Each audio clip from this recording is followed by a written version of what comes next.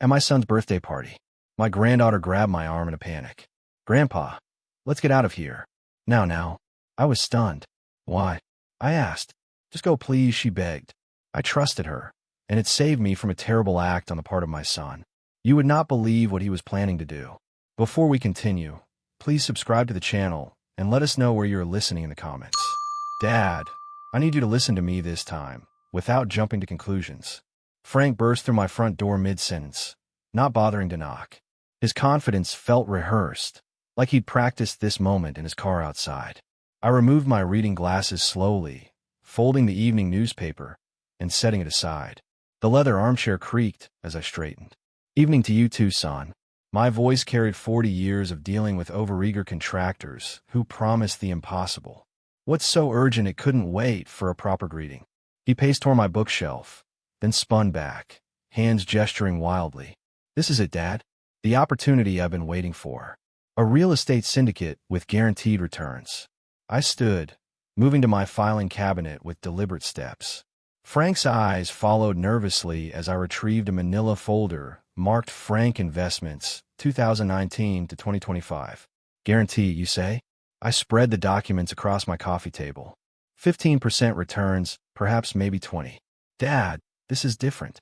Like the Miami condos were different. I pulled out a receipt. $75,000 gone in 3 months when your guaranteed rental income turned into a foreclosure notice. Frank's jaw tightened. His confident posture crumbled as he recognized the papers. Bank statements, contracts, canceled checks, all chronicling his spectacular failures. "You never trust me." His voice rose, echoing off the hardwood floors. "Every time I try to build something, you sabotage it with your negativity." I opened another folder. The cryptocurrency mining equipment that never arrived. $50,000 to a scammer you met online. That was different. I continued shuffling papers. The food truck business with a convicted felon as your partner. 30,000 startup costs lasted exactly 93 days. Frank's face flushed red. He grabbed his jacket from where he'd thrown it on my couch. Movement sharp and angry. "You're impossible. This syndicate has real properties, real investors, real returns. Show me the documentation." "I don't have it with me. But then you don't have my money." The silence stretched between us like a chasm. Outside, evening shadows crept across my lawn. A neighbor's dog barked somewhere down Maple Street. Frank's shoulders sagged momentarily, then squared again. "Fine. When this deal makes millions without you, don't come crawling back, asking for your cut." He stormed toward the door, footsteps heavy on my oak floors. The front door slammed hard enough to rattle my windows. Through the glass, I watched him fumble with his car keys. His earlier confidence completely evaporated. The engine roared to life with unnecessary force. Gravel scattered as he backed out of my driveway too fast, tires squealing slightly. Red tail lights glowed, angry in the gathering dusk as his car disappeared around the corner. I remained standing by the window, watching the empty street long after the sound of his engine faded. The red glow of tail lights disappeared around Maple Street corner. I stepped back from the window, my reflection ghost-like in the darkening glass. The house felt hollow now, filled with echoes of raised voices and slammed doors. I moved to the kitchen, my feet finding their familiar path across creaking floorboards. The coffee ritual helped, grinding beans, measuring water, the steady drip that filled the evening silence. 40 years of marriage had taught me that some conversations required coffee afterward, even when conducted alone. Steam rose from my mug as I carried it to my study. The filing cabinet drawer opened with a metallic whisper. Manila folders emerged in chronological order, each one a lesson Frank refused to learn. Miami first. The real estate prospectus had looked legitimate enough. Glossy brochures featuring pristine condominiums overlooking Biscayne Bay. Frank had been 34 then, still optimistic about quick fortunes. The developer vanished with investors' money before breaking ground. $75,000 gone. I spread the cryptocurrency documents across my desk. Mining equipment that existed only in online advertisements. Frank had shown me YouTube videos of supposed mining farms, convinced he discovered the future of wealth. The scammer's website looked professional until it disappeared overnight, taking $50,000 with it. The food truck partnership came next. Frank's business plan had actually impressed me initially. Locally sourced ingredients, downtown location near the courthouse. Then I discovered his partner's criminal history. Embezzlement. The man had stolen from his previous employer, but Frank dismissed my concerns as paranoia. 3 months later, the partner disappeared with the equipment and remaining startup funds. Coffee cooled in my mug as I reviewed bank statements documenting casino bailouts. Foxwoods, Mohegan Sun, occasional trips to Atlantic City with Lauren. Small amounts at first, $500 here, $1,000 there. The requests increased after his marriage, just until my next commission check became his standard plea. Each folder told the same story. Frank's eternal optimism colliding with harsh reality. But tonight felt different. His anger had been sharper, more desperate. The way he'd avoided eye contact when describing his syndicate, the vague answers about documentation. Classic signs I'd learned to recognize from decades of screening subcontractors. I thought about Lauren's influence. Before their marriage, Frank's schemes had been smaller, less frequent. She encouraged his grandiose thinking, pushed him toward bigger risks. Her expensive tastes required expensive solutions. The family photo on my desk showed happier times. Frank, at 18, accepting his high school diploma. Pride had shone in his eyes then, genuine accomplishment earned through effort. When had that changed? When had he started believing success should come without struggle? My father had built our construction business with calloused hands and 16-hour days. I'd learned by carrying tools, mixing concrete, understanding materials from the ground up. Frank wanted boardroom success without basement experience. The study lamp cast warm light across financial wreckage spanning 6 years. Nearly $200,000 lost to schemes, scams, and simple poor judgment. Each time, I'd hoped this would be his learning moment. Each time he'd convince me the next opportunity would be different, but enabling wasn't helping. Every rescue delayed his reckoning with reality. I gathered the papers methodically, returning each folder to its proper place. The filing cabinet closed with finality. Outside my window, street lights flickered on automatically, illuminating empty sidewalks. Tomorrow would bring new challenges, but tonight's decision felt right. Sometimes the greatest kindness was saying no. I turned off the desk lamp and headed upstairs, leaving the study in darkness. Morning sunlight streamed through the kitchen window as I folded my grocery list into my wallet. The confrontation with Frank felt like a distant storm now, necessary, but finished. Coffee had cleared my head. Shower had washed away yesterday's tension, and today offered the simple pleasure of routine tasks. I grabbed my reusable shopping bags from the pantry hook, checked that my car keys were in my pocket, and headed for the front door. The morning air carried the scent of Mrs. Henderson's lilacs blooming next door. Perfect spring weather for errands. My stride faltered halfway down the brick walkway. Something was wrong with my Honda. The car sat lower than normal, tilted at an odd angle like a wounded animal. All 4 tires were completely flat, the vehicle resting almost on its rims. My stomach dropped as I approached the silver sedan. This wasn't gradual deflation from age or weather. Each tire showed identical puncture marks near the sidewall, small, precise holes that could only have been made deliberately. I knelt beside the front passenger tire, running my finger around the rubber. A metallic object protruded from the puncture. A roofing nail, the same type I kept in my workshop for emergency repairs. Walking around the entire vehicle, I found a pattern repeated on each wheel. 4 nails, 4 tires, 4 precise acts of vandalism committed sometime between midnight and dawn. The timeline crystallized in my mind. Last night's argument, Frank's explosive anger, his threat about not coming crawling back when his deal succeeded, and now this. Professional sabotage delivered under cover of darkness. I pulled out my phone and dialed Frank's number. The answer on the 3rd ring, voice thick with sleep. Dad, what's wrong? It's barely 9 o'clock. Son, I found my tires damaged this morning. All 4 of them punctured. A pause. When Frank spoke again, his tone had shifted to concerned sympathy. Dad, that's terrible. Probably neighborhood kids. You know how they get during spring break. All 4 tires, Frank. Professional job. Nails driven in at exactly the right angle to ensure maximum damage. Are you? Another pause. Are you accusing me of something? The hurt in his voice sounded genuine, but I'd heard Frank lie before. About his gambling losses, about his failed investments, about his promises to change. Just checking if you saw anything unusual when you left last night. Strange cars, people walking around. I drove straight home, Dad. Look, I know we had words yesterday, but I would never. This is vandalism. You should call the police. Should I? What proof did I have beyond timing and suspicion? Frank's denial sounded convincing, and my accusation could destroy what remained of our relationship permanently. I'll handle it through insurance, I said finally. Thanks for the concern. Dad, wait. I'm sorry about yesterday, about everything. We both said things. Let's discuss it later, son. I need to call AAA. The roadside assistance operator estimated 45 minutes for a tow truck. I hung up and stared at my crippled vehicle, feeling suddenly older than my 68 years. Had I been wrong about Frank? The voice on the phone had carried genuine shock and sympathy. Maybe some neighborhood vandals had targeted my car randomly. Maybe the timing was coincidental, but 40 years of construction work had taught me to recognize patterns. And this pattern pointed toward one conclusion I didn't want to accept. I gathered my shopping bags and headed back toward the house.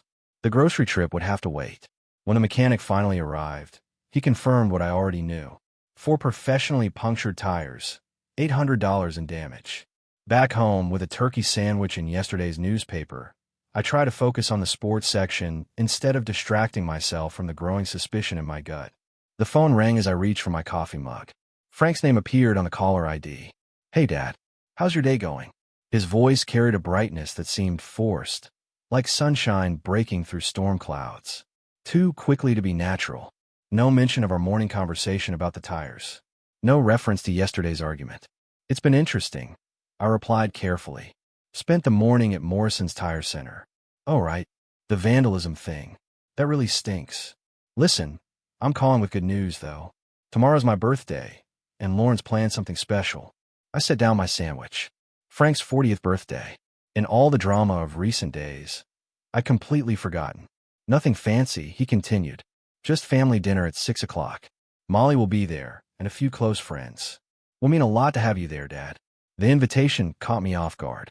After yesterday's explosive confrontation and this morning's tire incident, I'd expected continued silence between us, not a cheerful party invitation. That's thoughtful of you to invite me, I said, testing the waters. Come on, Dad. I know we don't always see eye to eye on financial stuff, but we're family. Molly specifically asked if Grandpa would come. She's excited to see you. The mention of my granddaughter stirred something protective in my chest. Molly had always been the bright spot in family gatherings, untainted by her parents' financial dramas. If she wanted me there, how could I refuse? What should I bring? I asked. Just yourself. Lauren's handling everything. Food, decorations, the whole works. She's really gone all out this year. That explained the expense. Lauren's all-out typically meant costs that would strain Frank's already precarious finances. But for once, that wasn't my problem to solve. Of course, I'll be there. 6 o'clock sharp. Fantastic. Oh, and Dad, thanks for not making a big deal about yesterday. I was stressed about work stuff. Took it out on you unfairly. The apology sounded genuine, tinged with the vulnerability I remembered from Frank's childhood. Maybe I had misjudged the tire situation. Maybe he was genuinely trying to repair our relationship. Water under the bridge, son. See you tomorrow. After hanging up, I sat in my kitchen, feeling cautiously optimistic. Family dinners had been rare since Frank's marriage to Lauren. Her social calendar usually relegated family time to holidays and obligatory appearances. But a birthday celebration offered a chance to reconnect, to bridge the gap that had opened between us. Molly would be there, probably excited to show me her latest college adventures. Frank might be in a better mood, surrounded by friends and family. I finished my sandwich while considering gift options. Nothing too expensive that would send the wrong message after yesterday's conversation. Something thoughtful but practical. Maybe a nice set of hand tools for his garage projects, or a book about business management he might actually read. The afternoon stretched ahead peacefully. Tomorrow's party had given me something positive to anticipate instead of dwelling on punctured tires and family tensions. Perhaps this was Frank's way of extending an olive branch, his attempt to smooth over our recent difficulties. The timing might seem suspicious, but birthdays had a way of putting family conflicts into perspective. I cleared my lunch dishes and headed to the living room to browse online for appropriate gifts. For the first time in 2 days, I felt genuinely hopeful about my relationship with my son. The next day, as the taxi pulled away from Frank's house, I stepped out onto the brick walkway, holding the carefully wrapped gift under my arm. The evening air carried the aroma of barbecue and laughter from the backyard. Through the front windows, I could see people moving around, more guests than I expected for a simple family dinner. Frank appeared at the front door before I could knock, his face bright with what seemed like genuine enthusiasm. "Dad, you made it. Come in. Come in." The house had been transformed, where I remembered modest furnishings. Expensive-looking decorations now adorned every surface. Crystal glasses caught the light from a new chandelier I'd never seen before. The spread of food visible through the kitchen doorway looked professionally catered. "Happy birthday, son." I handed him the gift, a quality tool set I'd selected after careful consideration. 40 years. Hard to believe. "Thanks, Dad. This means everything." Frank's smile faltered for just a moment. Something unreadable flickered across his face. "Lauren, Dad's here." She emerged from the kitchen wearing an elegant dress that probably cost more than most people's monthly mortgage payment. "Ryan, so wonderful you could make it. Let me introduce you to everyone." The living room buzzed with conversation. Young professionals I didn't recognize mingled with wine glasses, discussing careers and investments. The alcohol selection impressed me. Premium brands that Frank definitely couldn't afford on his sales income. "Grandpa." Molly's voice cut through the crowd. She rushed over, wrapping me in a hug that felt like the most genuine greeting I'd received all evening. "I'm so glad you came. Wouldn't miss your father's birthday, sweetheart. How's college treating you? Finals are next week, but I'm managing. Want me to get you something to drink?" "Dad stocked your favorite beer." Frank materialized beside us with an imported bottle I recognized from expensive restaurants. "Remember this one, Dad? You ordered it at that steakhouse in Portland last year." I accepted the beer, touched that he'd remembered such a small detail. Maybe his invitation had been sincere after all. Maybe the tire incident really had been random vandalism, and I'd been too quick to suspect my own son. The evening progressed with surprising warmth. Frank's friends included me in their conversations, asking about the construction business with apparent genuine interest. Lauren kept my glass filled, appearing beside me whenever it emptied with a fresh drink and a bright smile. "This is quite a spread," I commented during dinner, gesturing at the array of catered dishes. "Must have cost a fortune." Frank waved dismissively. "Lauren's been saving for months. She wanted this birthday to be special." But the math didn't add up. The catering alone would have cost thousands, not counting the alcohol, decorations, and new furniture. Where had they found money for such extravagance when Frank had been begging me for investment capital just days earlier? "Another wine, Ryan." Lauren appeared with a bottle of Cabernet that probably costs more than my weekly grocery budget. "This pairs beautifully with the beef." I nodded, feeling the warm buzz of alcohol beginning to soften my edges. The evening's contradictions seemed less important now, overshadowed by the simple pleasure of family celebration. Molly sat beside me, chatting about her psychology classes, her presence a reminder of what truly mattered. Frank stood to make a toast, raising his glass with theatrical flourish. To family, to second chances, to the future. Everyone drank. The wine was exceptional, smooth, rich, probably aged longer than some of Frank's friends had been alive. As the evening wore on, I found myself relaxing completely for the first time in days. But something nagged at me. Frank kept checking his watch. Lauren's smiles, while warm, never quite reached her eyes, and whenever I glanced around the room, I caught them exchanging meaningful looks when they thought I wasn't watching. The party moved into its third hour with no signs of winding down. I settled into Frank's new leather armchair, another expensive addition I didn't remember from previous visits. Watching the animated conversations around me, the wine had left me pleasantly relaxed, my earlier suspicions about tire vandalism and mysterious expenses fading into the background. Feeling distant and unimportant, Frank appeared at my elbow with another drink. "Dad, how about I show you the renovations upstairs? We've done some amazing work on the master suite." Now, I glanced around at the ongoing party. "Shouldn't you be with your guests? They're having a great time. Come on, I want to show you what we've accomplished." His insistence struck me as odd, but before I could respond, Lauren materialized on my other side. "Oh yes, Ryan, you simply must see the new bathroom fixtures. We spared no expense. There was that phrase again. No expense spared. From people who supposedly couldn't afford basic living costs without my financial assistance. As I started to rise from the armchair, Molly suddenly appeared beside me, her face pale and eyes wide with an emotion I couldn't immediately identify. Fear. Panic. Grandpa. She whispered, gripping my arm with surprising intensity. You need to leave right now. I blinked, certain I'd misheard. What? Please. Her voice carried an urgency that cut through my wine-induced haze. Just go. Trust me, something's wrong. Frank stepped closer, his smile never wavering. Molly, what are you talking about? Grandpa was just about to see the upstairs. No, he wasn't. Grandpa, please, you have to go home. The desperation in my granddaughter's voice sobered me instantly. In 18 years, I'd never seen Molly look frightened. Confused. Yes, frustrated with her parents, certainly, but never this kind of raw terror. I think I should listen to my granddaughter, I said, beginning to stand. It's getting late anyway. Dad, don't be ridiculous. Frank's cheerful facade cracked slightly. The party's just getting started. We haven't even cut the cake yet.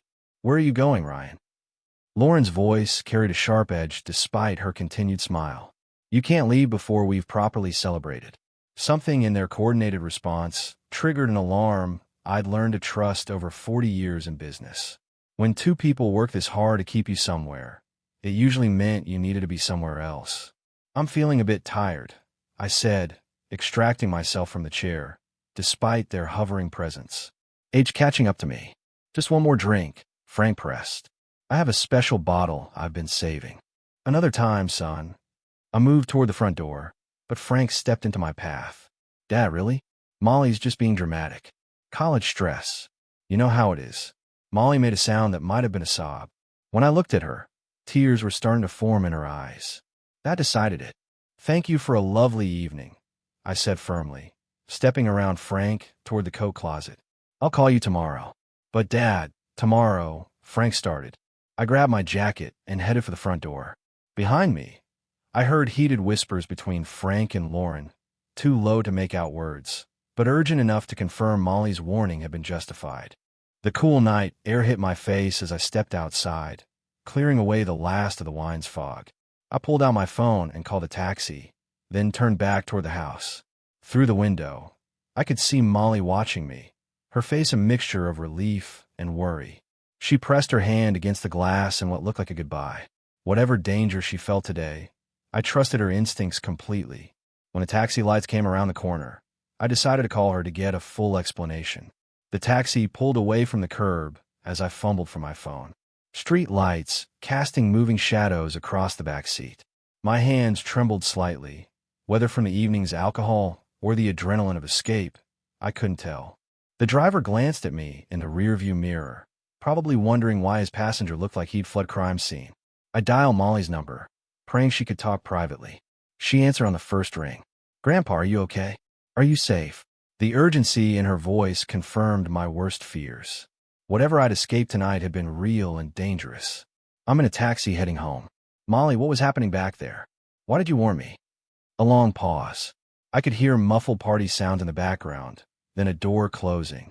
I overheard Mom and Dad talking yesterday, she said, her voice dropping to a whisper. They had some plan involving you in tonight's party. What kind of plan? They wanted to get you drunk and make you sign business documents. Something about transferring your company to Dad. The words hit me like a physical blow. My own son plotting to steal everything I built. Over 4 decades of backbreaking work. Are you certain about this, Molly? Grandpa, there were lawyers waiting upstairs in the guest bedroom. Mom kept checking the time, making sure you were drinking enough wine. Dad kept trying to get you to go upstairs for that tour of their renovations. The pieces clicked into place with sickening clarity. The expensive party, the constant drink refills, Frank's nervous energy, Lauren's calculating smiles. They'd orchestrated an elaborate trap, and I'd walked right into it. How much did you overhear? Enough to know they planned this right after your argument Tuesday night. Mom said you were being selfish, keeping all that money when Dad needed it for his investments. My grip tightened on the phone. They call me selfish. Mom was really confident it would work. She said once you had enough drinks, you'd sign anything they put in front of you. Something about how older people get confused when they drink. The casual cruelty of their assessment stung almost as much as the betrayal itself. They'd reduced me to a mark, an obstacle to overcome through deception and exploitation. Molly, listen to me carefully. You have to promise me something important. What? Don't tell your parents about this conversation. They didn't say anything to you for telling me to go, did they? Okay, I'll keep quiet. Dad asked me why I did it, and if I knew anything about tonight. I said no, and said that I told you to leave because it gets very dangerous in our neighborhood late at night. And I went to my room. They think I don't know about their plans. Promise me I'll deal with this situation, but you have to be careful. Can you do that? Yes, but what if they try something else? Mom was so sure it would work. You saved all my work tonight, Molly. I'm proud of the woman you're becoming. The taxi turned on a Maple Street, my house visible in the distance. Mrs. Henderson sat on her front porch, her evening routine unchanged by the drama unfolding in her neighborhood. I have to go, sweetheart. Thank you for being the only person in this family I can trust completely. I love you, Grandpa. I love you too. Remember, if you need anything, call me. As I ended the call, one thought echoed in my mind. This betrayal wouldn't go unanswered. The taxi's taillights disappeared around the corner. As I stood in my driveway, fishing for house keys with unsteady hands, the familiar weight of home felt different now. Not just a sanctuary, but a fortress under siege. Evening, Ryan. You're getting home late tonight. Mrs. Henderson's voice carried across the small gap between our properties. She sat on her front porch in the wicker chair that had occupied that spot for as long as I'd known her, wrapped in a light shawl against the spring evening chill. Good evening, Susan. Just visiting Frank. I see you got your car fixed. New tires look good. I paused, keys halfway to the lock. How did you know about the tire problem? She was quiet for a moment, rocking gently in her chair. Then she stood and walked to the porch railing close enough that we could speak without raising our voices. Well, I was sitting out here Tuesday evening. You know how I like the evening air. I saw something that troubled me, but wasn't sure if I should mention it. A chill ran down my spine that had nothing to do with the night temperature. What did you see, Susan? I think you should know what really happened to your tires, Ryan. I walked closer to her property line, my heart beginning to race. Tell me. I saw Frank leaving your house that night around 9:30. He walked around your car with something in his hand. Looked like he was checking each tire. Then he knelt down by each one, did something, and stood up, looking around to see if anyone was watching. The confirmation hit me like a sledgehammer. Not random vandalism, not neighborhood kids. My own son methodically destroying my property in a calculated act of revenge. Are you certain it was Frank, Susan? Ryan, I've known that boy since he was little. It was definitely him. This was right after I heard raised voices from your house. Not that I was listening intentionally, but sound carries on quiet evenings. She'd witnessed the entire sequence, our argument, his departure, his immediate retaliation. The timeline painted a picture of premeditated malice that went far beyond desperate financial need. He didn't see me sitting here in the shadows, she continued. I keep my porch light off in the evenings. Easier to see the stars. I appreciate you telling me this, Susan. I wasn't sure if I should say anything. Family matters are delicate, and I don't like to interfere. But when I saw you getting those expensive new tires, I thought you should know the truth. First, the lawyer trap Molly had revealed. Now, confirmed tire vandalism from Mrs. Henderson. My son had launched a systematic campaign against me. Property damage followed by an elaborate scheme to steal my business. This wasn't desperation anymore. This was war. Let's keep this between us for now, I said, maintaining outward composure despite the rage building inside me. Of course, Ryan. But that boy needs to learn some respect for what you built. You've worked too hard to have someone, even family, tear it down out of spite. Mrs. Henderson's words carried the weight of 40 years of neighborhood observation. She'd watched Frank grow up, seen his gradual transformation from promising young man to bitter disappointment. Her assessment couldn't be dismissed as outsider judgment. Thank you for being a good neighbor, Susan. I should get inside. It's been a long day. You take care of yourself, Ryan, and remember, if you ever need someone to verify what I saw, I'm not afraid to tell the truth. I nodded, touched by her loyalty, then walked toward my front door. Behind me, I heard her settle back into her rocking chair, resuming her evening vigil over our quiet street. Inside my house, I turned on every light and stood in my living room, surrounded by 40 years of honest work and careful accumulation. Everything Frank had tried to steal. Tonight, through lawyers and manipulation, everything he'd already begun destroying through vandalism and betrayal. The systematic nature of his attacks, financial manipulation followed by property damage followed by elaborate legal trap, revealed a calculated campaign rather than desperate impulses. My son had declared war on me. Time to respond accordingly. Dawn broke, gray and overcast, matching the cold determination that had settled in my chest overnight. Sleep had come in fragments, interrupted by mental cataloging of Frank's betrayals and systematic analysis of his vulnerabilities. Now, at 7 a.m., I sat at my kitchen table with steaming coffee and a legal pad, ready to transform 40 years of business experience into a weapon. The emotional shock had crystallized into something far more dangerous: strategic clarity. Frank wanted to play hardball with a man who'd built an empire from nothing. Time to remind him who taught him everything he knew about business. I moved to my study and pulled out the filing cabinet containing Frank's investment history. Each manila folder represented a lesson in financial irresponsibility, a pattern of poor judgment that would now serve as ammunition. The Miami condo scheme, the cryptocurrency disaster, the food truck partnership with a convicted felon, all documented with contracts, bank statements, and communication records. But this wasn't about revisiting old failures. This was about weaponizing information. Frank had made 3 critical mistakes in his campaign against me. First, he'd underestimated my business connections. Second, he'd forgotten I possessed documentation of every failed venture he'd ever undertaken. Third, he'd assumed family loyalty would protect him from consequences. Wrong on all counts. I spread the investment documents across my desk chronologically. $75,000 lost in Miami when the developer vanished. $50,000 evaporated in cryptocurrency mining equipment that never materialized. $30,000 invested in a food truck business that collapsed when Frank's partner, a man with embezzlement convictions, disappeared with the remaining funds. Each disaster had involved other investors, people who'd trusted Frank based on his connection to my reputation. Greg Miller had lost $25,000 in the Miami project.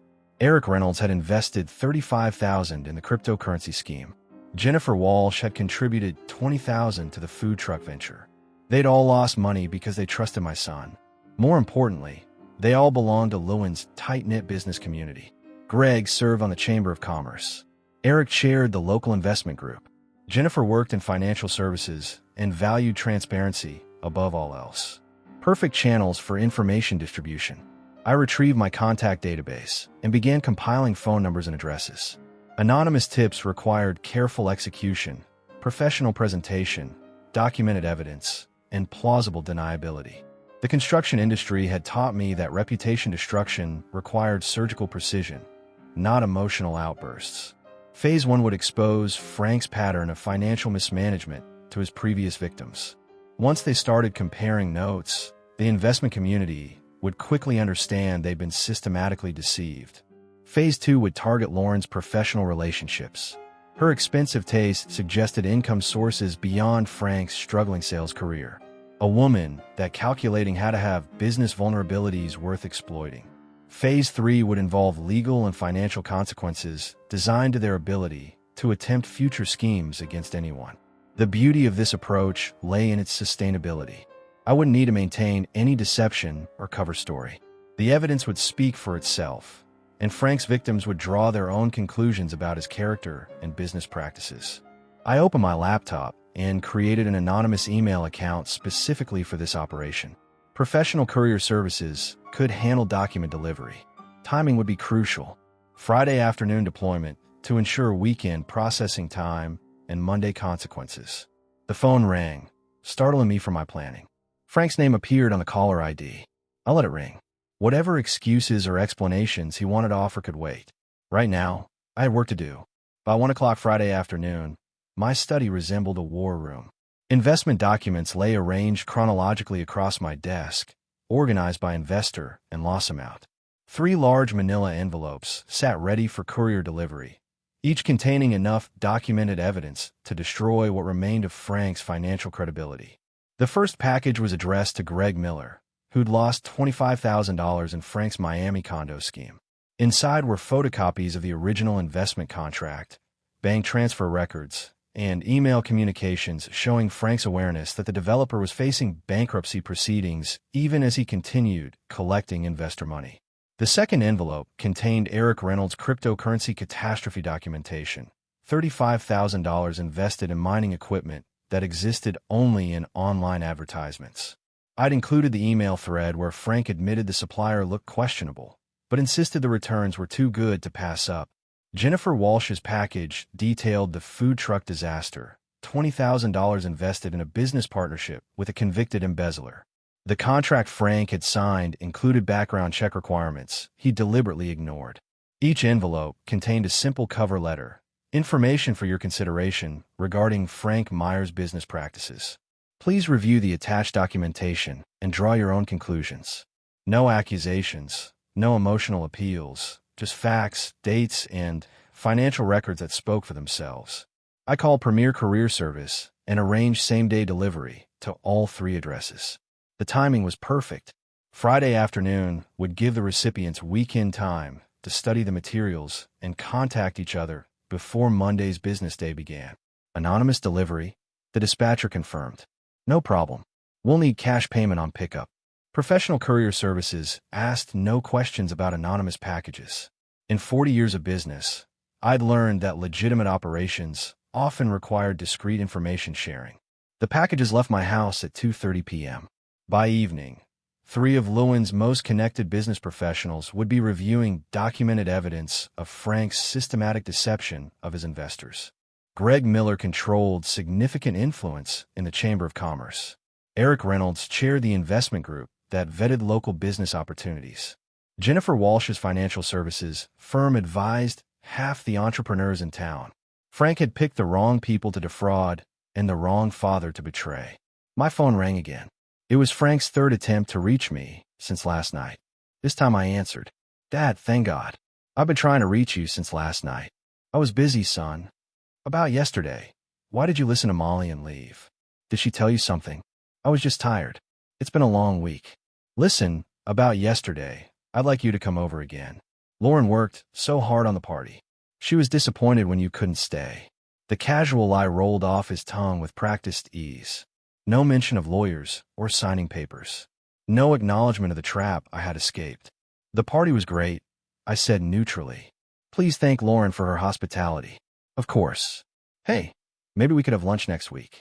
I've been thinking about our conversation on Tuesday night, and I may have some new investment ideas that will solve your problems. More intrigue. More attempts at manipulation. This man never learned. Let me check my schedule, and I'll call you back. Sure, Dad. Love you. Goodbye, Frank. I hung up and checked the clock. 3:15 p.m.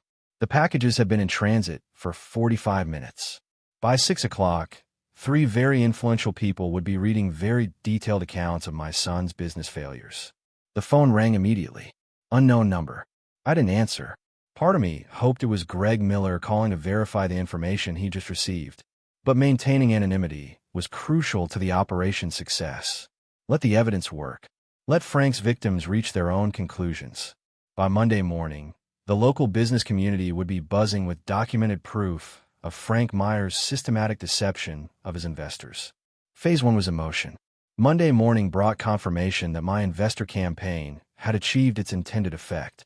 The phone had rung 6 times before 8 a.m. Business associates asking carefully worded questions about recent information regarding Frank Myers' investment history. Word was spreading through Lewin's business community exactly as I'd planned. Greg Miller had called Eric Reynolds Sunday evening to compare notes. Eric had reached out to Jennifer Walsh to verify what they'd all received. By Monday morning, 3 of the town's most influential business professionals were warning their networks about Frank's documented pattern of investor deception. Phase 1, complete success. Time for Phase 2. I settled into my study with fresh coffee and opened a new manila folder labeled Lauren Myers' professional standing. If Frank was the desperate gambler, Lauren was the calculating mastermind who'd orchestrated the birthday party trap. She deserved equal consequences. Lauren worked as a senior client relationship manager at Pinnacle Financial Consulting, handling high net worth accounts that required absolute trust and professional integrity. Her position depended entirely on her reputation for ethical behavior and sound judgment. Perfect vulnerability. I spent the morning making discreet inquiries through my business network.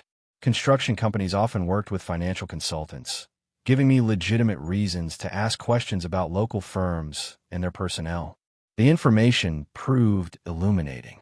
Lauren had been seen frequently at the Marriott Lounge on weekday afternoons, always with the same well-dressed, professional man. Multiple sources confirmed lengthy conversations over expensive wine during hours when she should have been serving clients. Her companion appeared to be a visiting executive from Portland, married, according to his wedding ring, but notably attentive to my daughter-in-law. More interesting was Lauren's spending pattern. Despite Frank's claimed financial struggles, she'd been purchasing designer clothing, expensive jewelry, and luxury items well beyond their supposed means. Either Frank had been lying about their finances, or Lauren had income sources he didn't know about. Both possibilities served my purposes.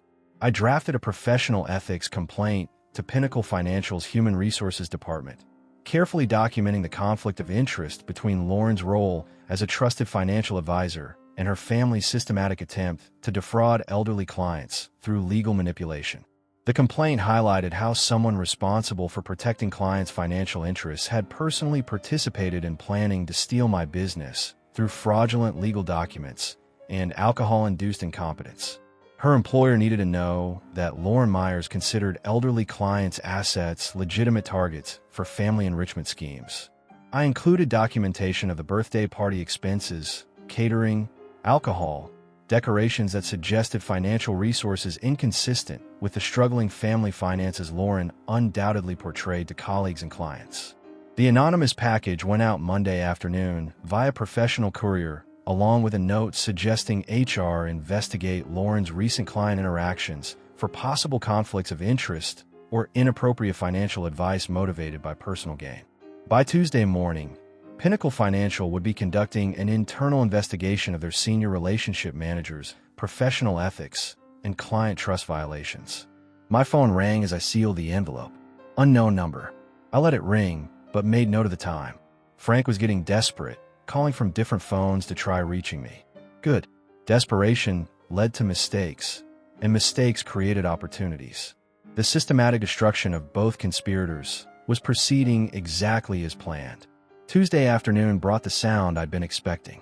Car doors slamming in my driveway with unnecessary force, followed by rapid footsteps on my front walkway. Frank and Lauren had come calling together, unified in their desperation. The aggressive knocking confirmed their emotional state before I opened the door. Both stood on my porch, faces flushed with anger and panic. Frank's usual confidence had evaporated, replaced by the cornered animal look of a man facing complete ruin. Lauren's calculated composure had cracked, revealing the raw fury beneath her polished exterior.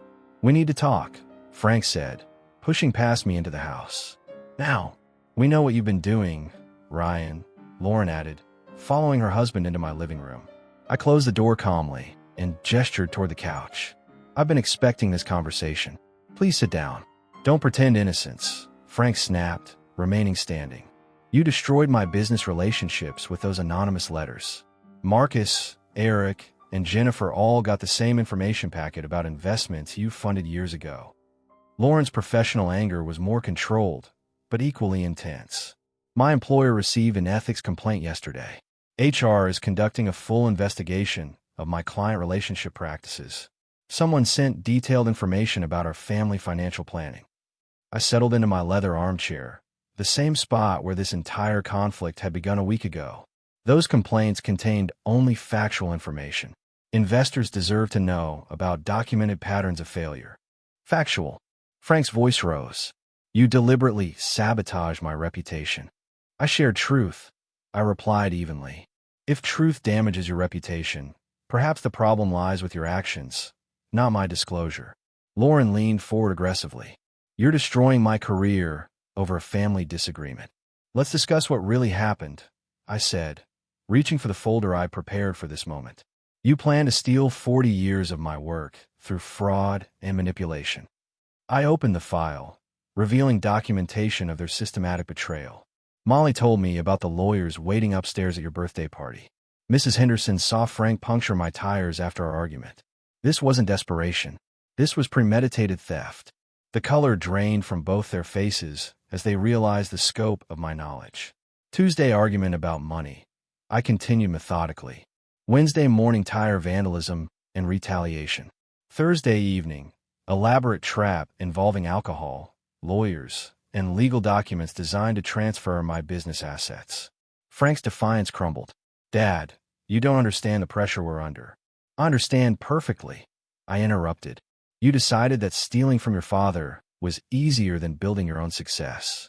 Lauren orchestrated a sophisticated fraud scheme using her professional knowledge of elder financial manipulation. This is still family, Lauren protested weakly. You stop being family when you plan to rob me, I replied. Every consequence you're facing now is earned through your own choices. Frank slumped into the couch, finally understanding the completeness of his defeat. Lauren remained rigid, calculating whether any damage control was possible. The investors will never trust you again, Frank. Your business reputation is finished.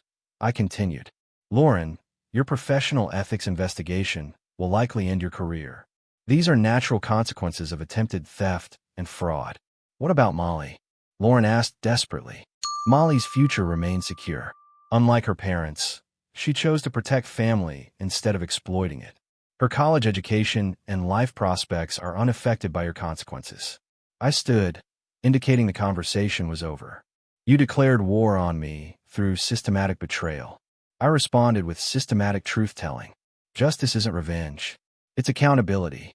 They left without another word, walking to their car with a defeated posture of people who'd gambled everything and lost. I watched from my porch as they drove away, probably heading home to face their destroyed lives and ruined partnership. The phone rang as their taillights disappeared. Molly's name on the caller ID. Hi, sweetheart. Grandpa, are you okay? I heard Mom and Dad talking about some kind of investigation. Everything's fine, Molly. Justice has been served and your future is safe. I love you, Grandpa. I love you too. 40 years of honest work remain protected in honest hands. If you like this story, please like this video, subscribe to the channel, and share your impressions of this story in the comments. To listen to the next story, click on the box on the right. Thank you.